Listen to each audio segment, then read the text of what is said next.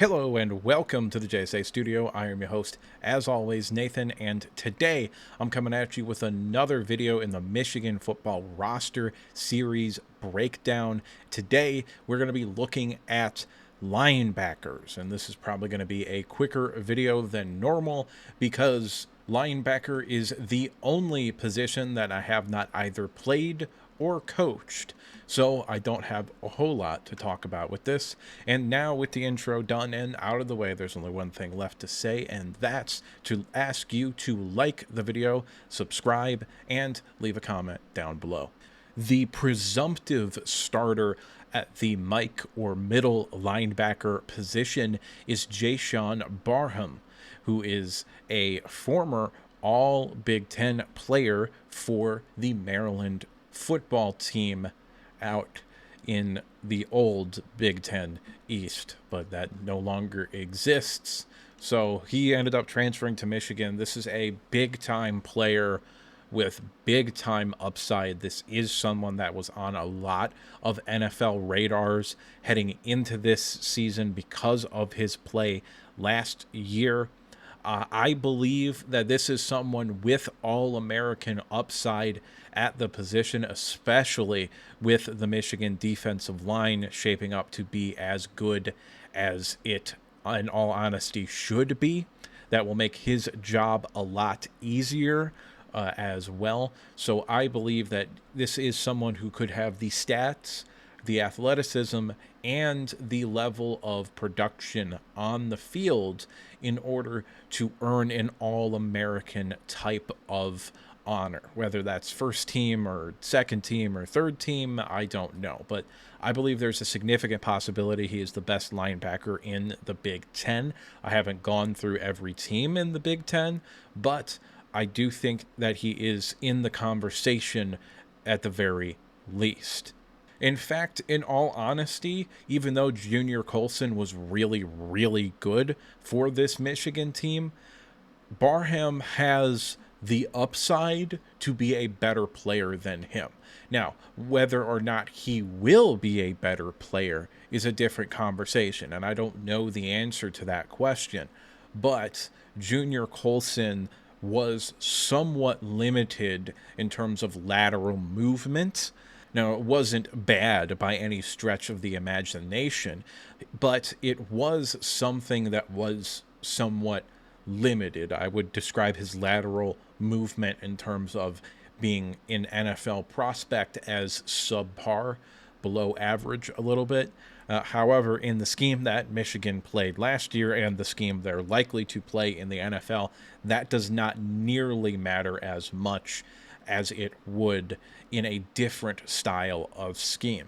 However, where Jashawn Barham really, I think, might end up showing a lot for this team is when he's blitzing, because Wink Martindale is sort of, he called himself the godfather of this Michigan defensive scheme, this Baltimore Ravens style scheme that teams have been clamoring for all over college football and the NFL. I think the Ravens had their defensive coordinator become a head coach, and two of their major position coaches become defensive coordinators for other teams, and then one of their defensive coaches became the defensive coordinator for their team, along with Jesse Minter, who used to be on the Ravens staff, now also being the defensive coordinator for the Los Angeles Chargers.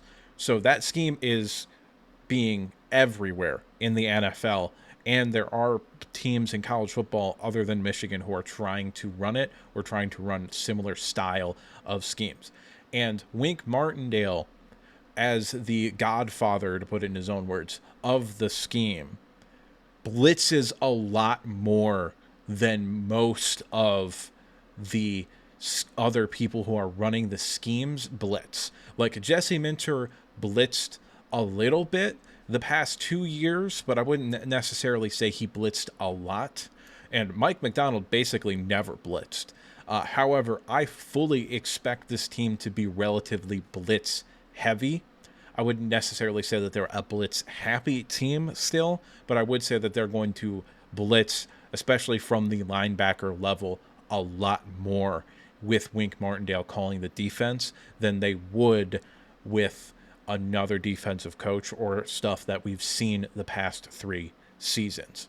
And that's where I see a lot of upside for Jayshon Barnum because of his ability to move laterally. I can just see him peeling on a little stunt where he lines up in the right B gap and then hooks around and hits the left A gap as Mason Graham goes from a one technique on the other side into the B gap on that side. I can just see that in my head vividly.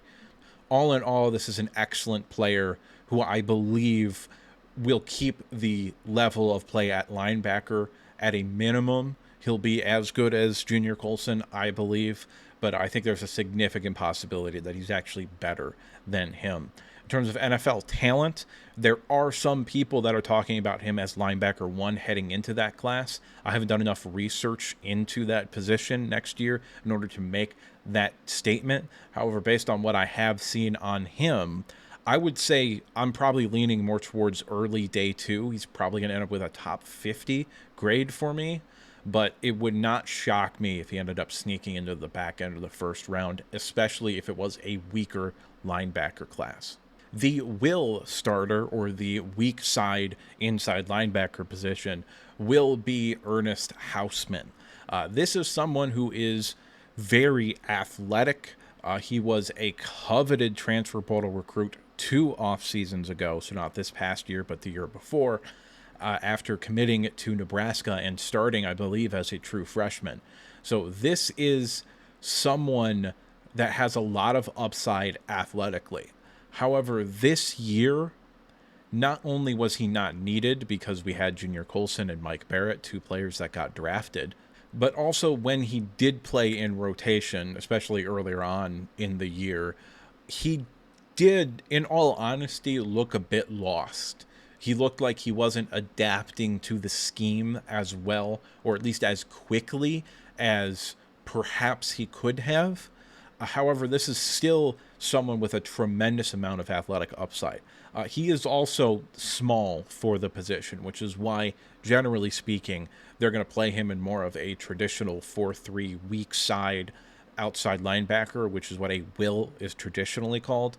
However, in a 3-4 scheme, which technically speaking, that is what Michigan runs, as Wink Martindale sort of got his first real opportunity with Notre Dame in the mid-90s before somewhat ironically moving on to Western Kentucky, I believe. There might have been a stop in between there that I don't remember.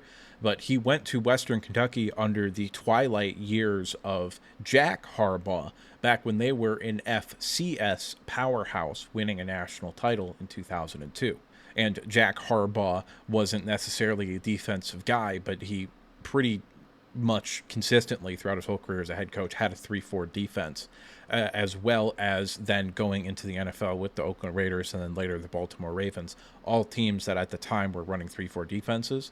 So his idea of the scheme that he basically created was coming out of the 3-4. So technically speaking, even though Michigan has 4 defensive linemen pretty much every snap, it is a 3-4 scheme. And I think that somewhat messed with Ernest Hausmann a little bit, because I believe Nebraska ran 4-3 the year that he was there. And there's a significant possibility that he's going to be way, way better this year than last year. However, I am just a little bit skeptical of that, because the play this year, it wasn't bad, but it wasn't good. Like, Mike Barrett was a good linebacker. Junior Colson was a great linebacker. Ernest Hausmann was all right this past year. He still has good speed, good instincts in coverage, but he's not someone I am overly confident in is going to take that next step up to be a big-time impact player at the second level of the defense. There are 2 sort of rotation guys or players that I think would be starting if Michigan ran more of a traditional 4-3 defense. But Micah Pollard is one of the players that was always very talented, but never could seem to put it together to kind of crack a rotation. Well, if reports out of spring practice are to be believed, he might be the most improved player on the roster from last year to this year. A lot of sites online have been listing him as a starter at the Sam position. Technically speaking, that's not true because there is no strong side linebacker in a 3-4 scheme. There's an edge and a defensive end and then a slot corner, but it doesn't matter. That position doesn't necessarily exist. However, I do think he could play the Will or the Mike fairly effectively. Also, if Michigan decided to utilize a position like what in the NFL they call a jack position, which Jim Harbaugh actually utilized during his tenure as the San Francisco 49ers head coach. The jack in that scheme was actually Ahmad Brooks, and Micah Pollard is not as heavy as Ahmad Brooks, but they do, in all honesty, have somewhat similar builds. So if they wanted to utilize a player like that, then I think Micah Pollard could do that role as well. However, I think he's likely to just kind of end up being that third linebacker that rotates in a little bit, gives somebody a chance to rest up, or God forbid, either of the starting two linebackers go down. I think in either case, he would be the first guy off the bench, if the spring training reports are to be believed. The other depth piece is Jimmy Rolder, who has kind of reportedly been in the wings for the past few seasons, but every time we've seen him play in terms of games that actually matter, he's kind of got exposed and exploited. He's still someone with a tremendous amount of talent and upside. However, there's no real indication that he has taken that step forward to actually be a playable or even rotational caliber linebacker at this level. So I think he's likely still behind Pollard, unless something in fall camp happens. Then I think that Jimmy Rolder is likely the linebacker 4 on this depth chart. I think Micah Pollard would be the first one to come off the bench, but I easily could be wrong. He could take that step forward, and he could be the guy that rotates in there. He's tremendously physically talented. He's a very, very good football player in that sense. As far as the young guys go, here are some names that I'd like to highlight. Jaden Hood, I believe, is a third-year player. Cole Sullivan and Mason Curtis, I think, are freshmen. Christian Boyvin is actually, I believe, a 4th or 5th year senior, so he might not be a player that is actually a quote-unquote young guy, but probably more of a depth piece. I wouldn't be surprised if he got a lot of run in garbage time this year, of which there's not going to be as much as there was last year. And Jason Hewlett, I believe, was redshirted this past year, is a young guy we don't really know a whole lot about, but there is some upside there still. And this right here is likely what I think the rotation would look like in terms of the depth chart, and if somebody goes down, who would come in. You've got Jay-Sean Barnham and Ernest Hausman as the 2 starters at the Mike and Will, with Micah Pollard at the number 2 for both of those positions. I would then say Jimmy Rolder would then be the guy that would come off for the Mike, and Jaden Hood would probably be the guy to come into the Will position, as Mason Curtis, Jason Hewlett, and Cole Sullivan as the sort of young guys with a lot of upside and potential will then sort of be down the depth chart a little bit, and Christian Boyvin, who again I think will, as a senior, probably get a lot of run in garbage time, would then be at the 5th position for the Mike depth chart. But that's just me, and what do I know? I'm just some asshole on the internet giving you his opinion. And it's at this point I'd like to remind you to like the video if you liked it, subscribe if you want to see more content like this, and if you disagree with any point or you just have something to say, go ahead and drop a comment down in the comment section below. And now with the outro done and out of the way, there's only one thing left to say, and that's that I'll see you next time.